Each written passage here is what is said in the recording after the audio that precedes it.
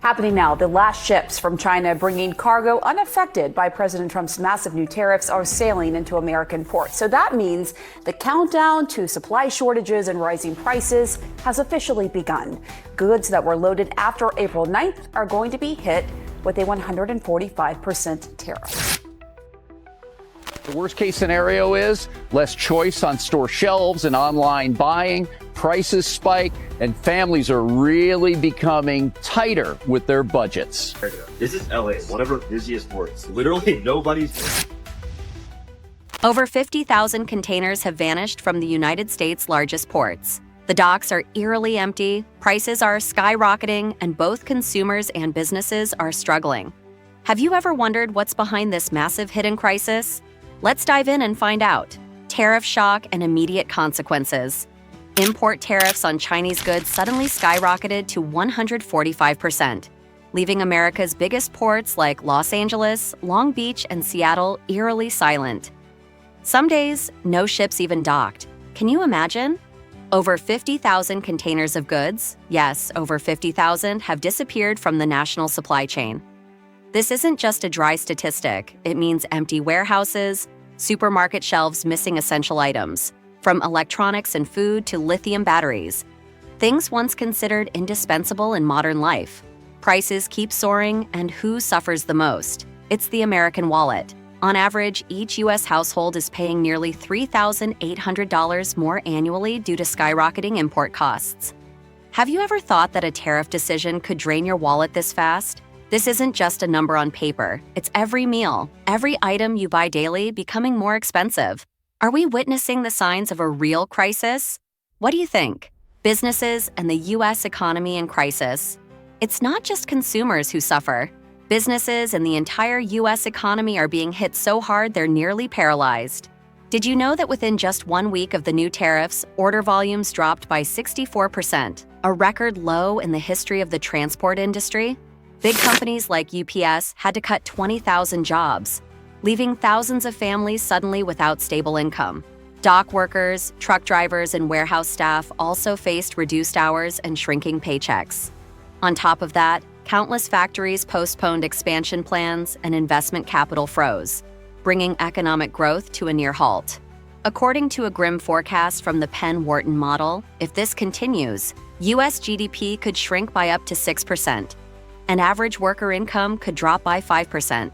What's notable is that inflation isn't driven by consumers spending more, but by soaring input costs, from raw materials and shipping to tariffs. Have you wondered where the economy will go when all plans come to a standstill like this? When businesses stop investing and workers lose jobs? Are we facing an unavoidable deep recession? The answer will directly affect all our lives. What do you think?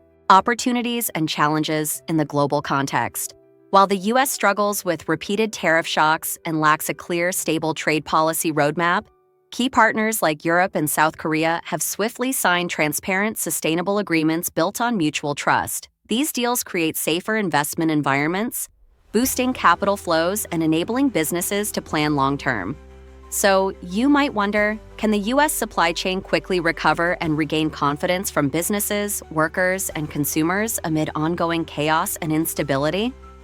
Will the U.S. economy break free from this whirlwind of turmoil, or will it continue to lag in the global race? This is the big question everyone is watching closely as policies and markets unfold. What do you think?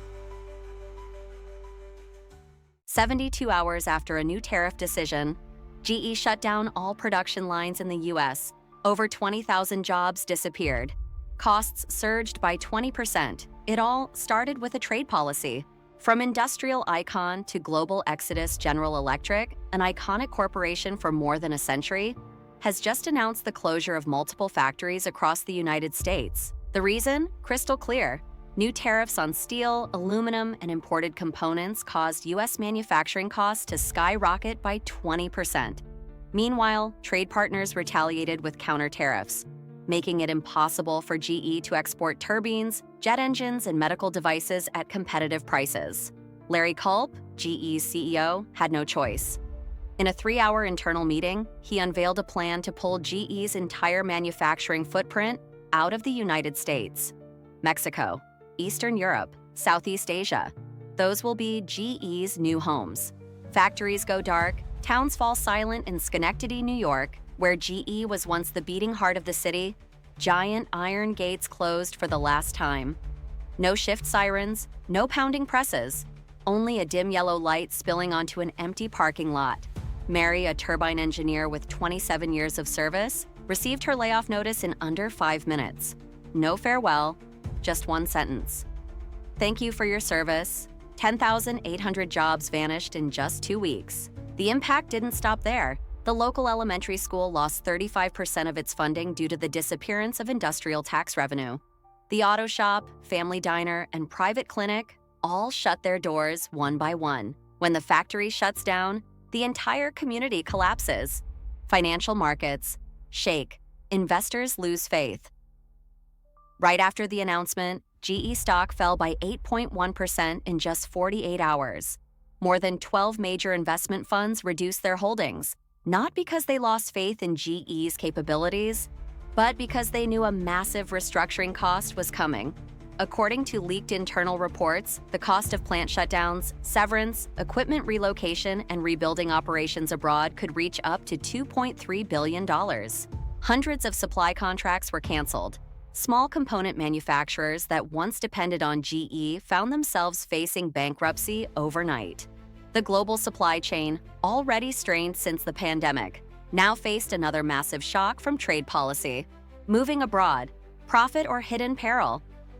In Querétaro, Mexico, cranes are rising over GE's new factory site. The Mexican government approved a $200 million incentive package, including 10-year tax exemptions, industrial electricity discounts, and technical workforce training. Manufacturing costs here are up to 22% lower than in the US. In Eastern Europe, Romania, and Poland, GE is welcomed with mature industrial ecosystems, skilled labor, and direct access to the EU market. Southeast Asia, especially Vietnam and Indonesia, offers cheap labor and rapidly expanding electronic supply networks. Sounds great. But behind every benefit lies a chain of complex risks, unstable legal environments, heightened geopolitical threats, cultural and technical gaps, and most alarmingly, the risk of core technology. Leakage GE may save on costs, but could lose the very technological edge that built its global stature.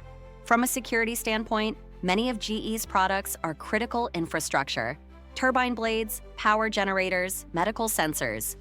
Offshoring these operations has prompted concern from U.S. defense agencies over potential loss of control and prevention of IP leaks. If a partner country shifts policy or enters a crisis, the U.S. could lose access to essential components for both civilian and military applications.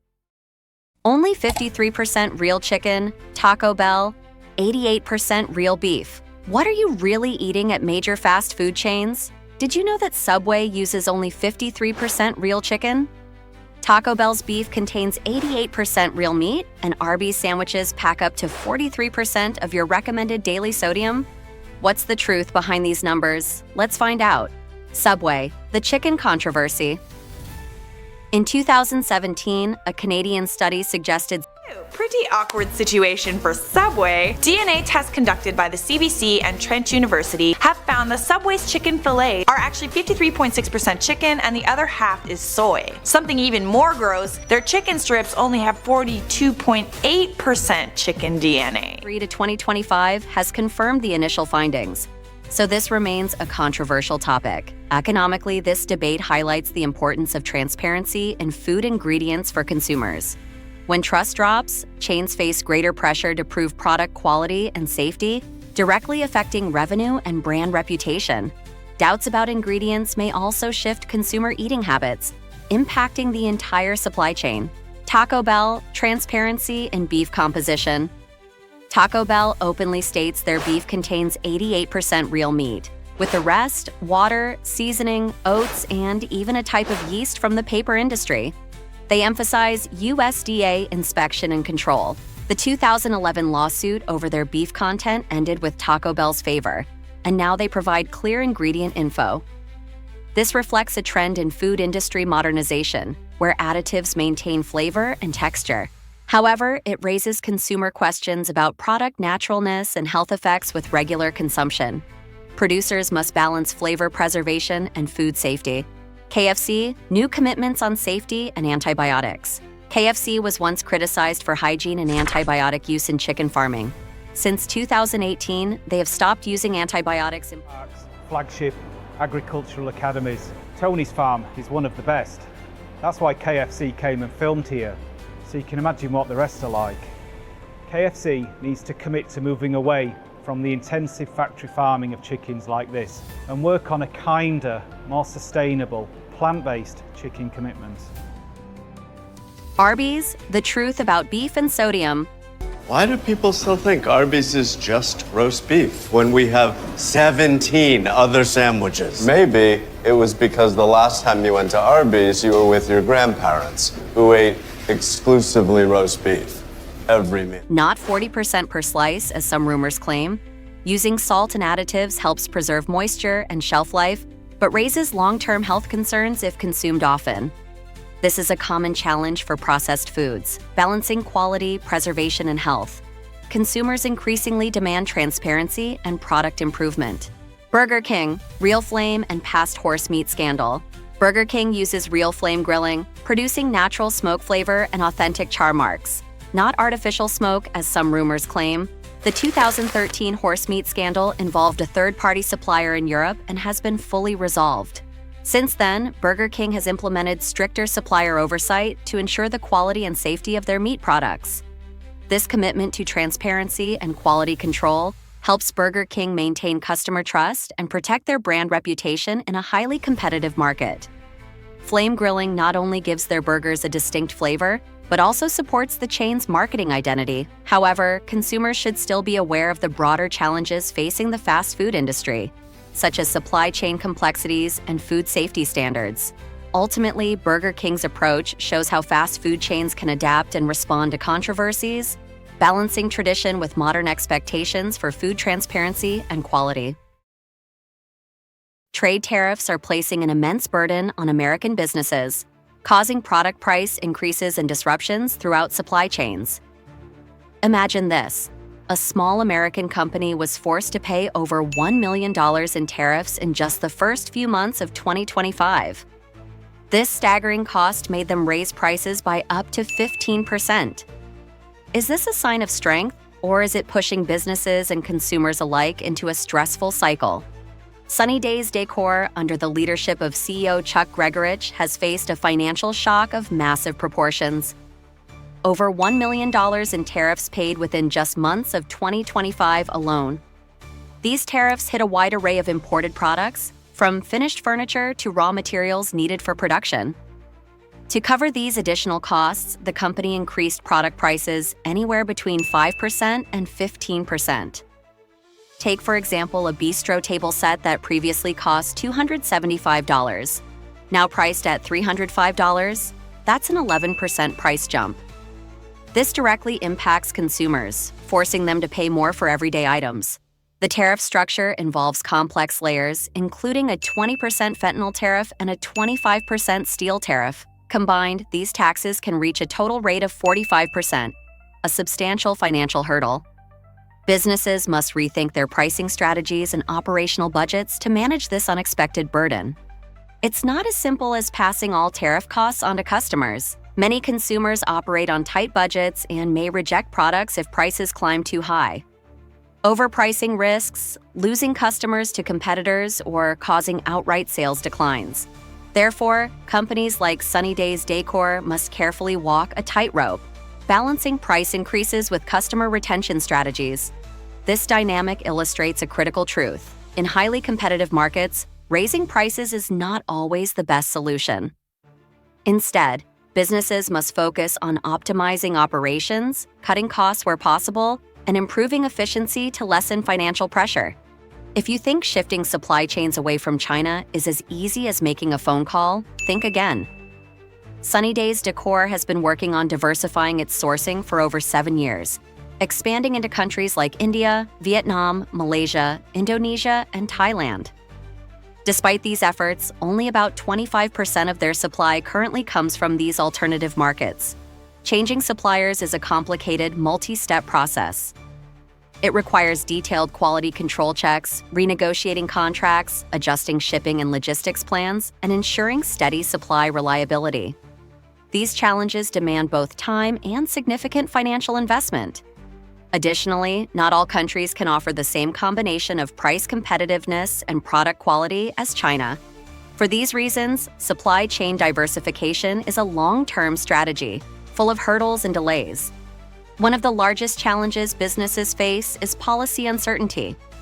The U.S. government currently grants 90-day tariff exemptions to countries outside of China, but this makes long-term planning nearly impossible. Without guarantees, businesses hesitate to place large orders. Sunny Days Decor, for example, keeps orders small to reduce risk if tariffs are reinstated unexpectedly. This approach inflates warehousing and storage costs and increases delivery lead times. These factors ripple through the market, creating product shortages and weakening American competitiveness on the global stage. There is growing concern that, once exemptions expire, tariffs could expand to countries like Vietnam and India. This would severely undermine companies' efforts to diversify and could drag businesses deeper into the tariff trap. The consequences would be devastating: production costs soaring, supply chain disruptions intensifying, and market demand going unmet.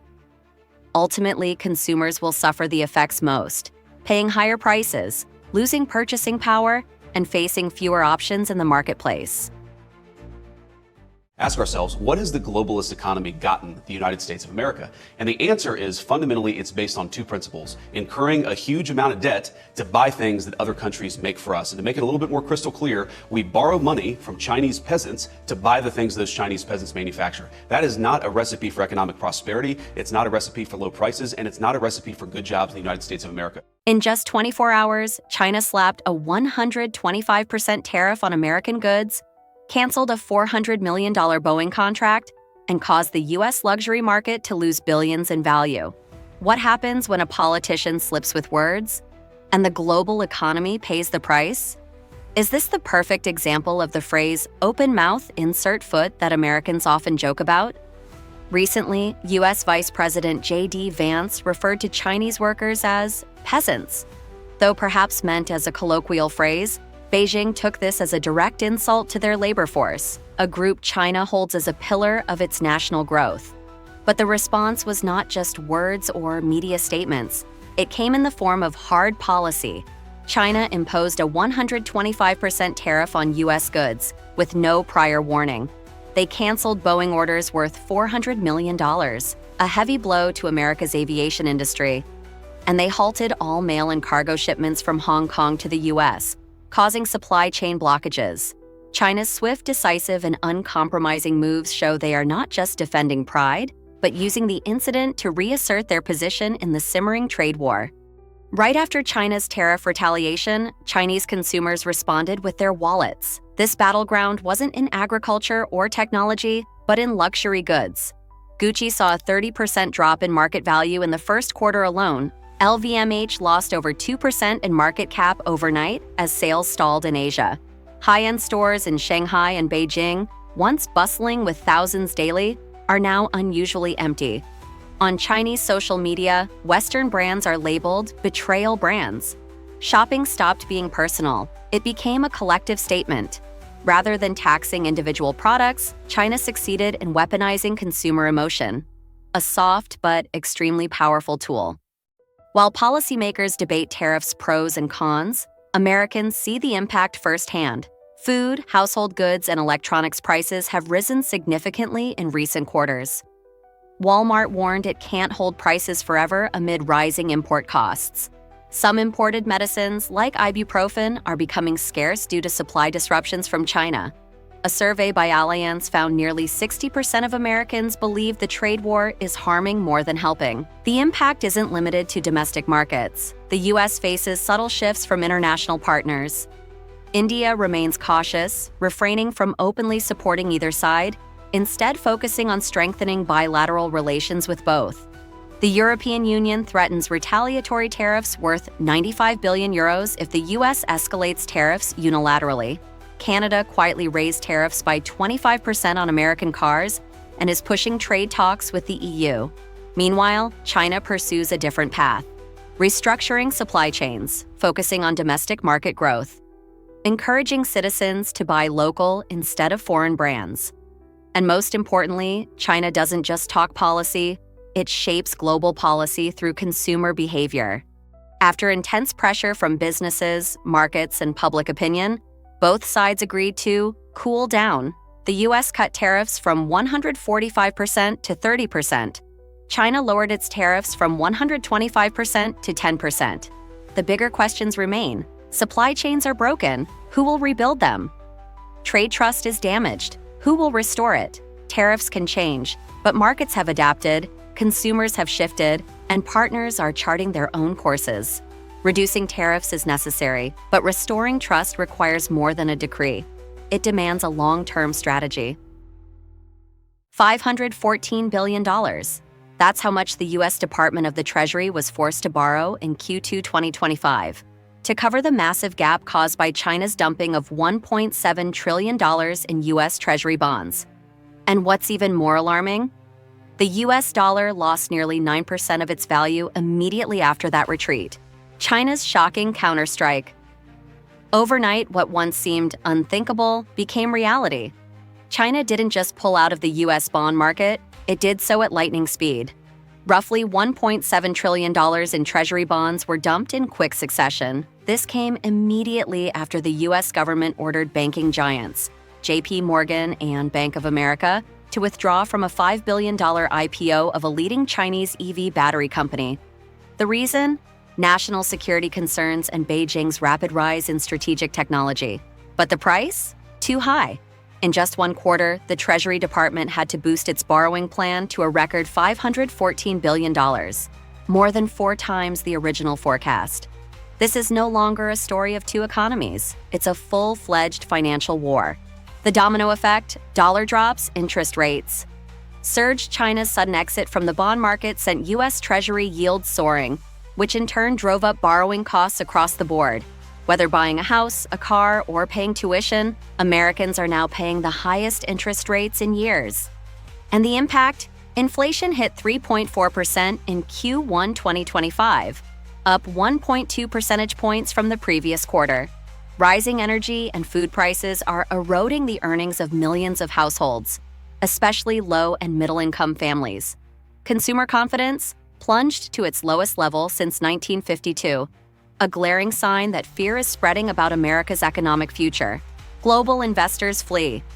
It wasn't just China. Japan, Germany, and Saudi Arabia also began unloading U.S. bonds simultaneously. In total, $317 billion in U.S. assets were pulled out in just Q1, marking the largest dump since 2016. Meanwhile, Asian IPOs in the U.S. took a nosedive. The percentage of Asian firms choosing to list in the U.S. dropped from 75% to just 28% over the past 3 years.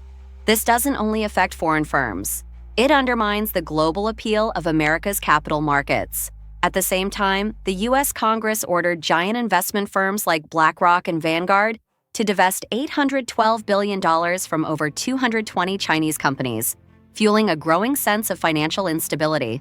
China and BRICS restructure the global financial system. As the U.S. uses financial tools to exert pressure, China isn't sitting idle.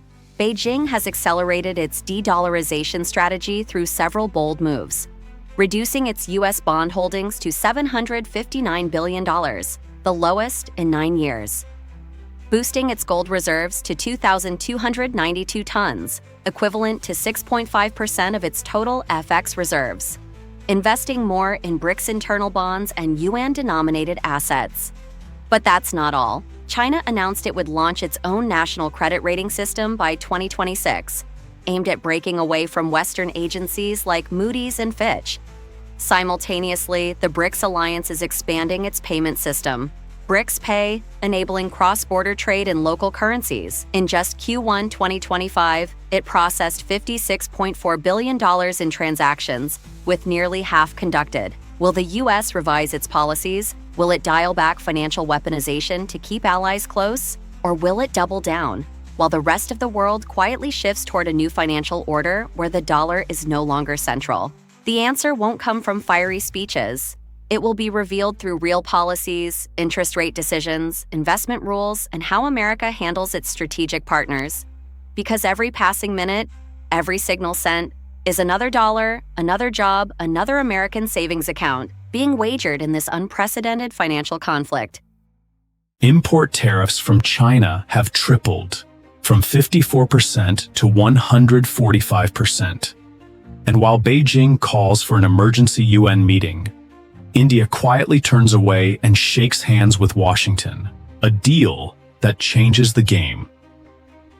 Just days after the US-India trade deal was announced, India made two major moves: increase imports from the United States, decrease imports from China.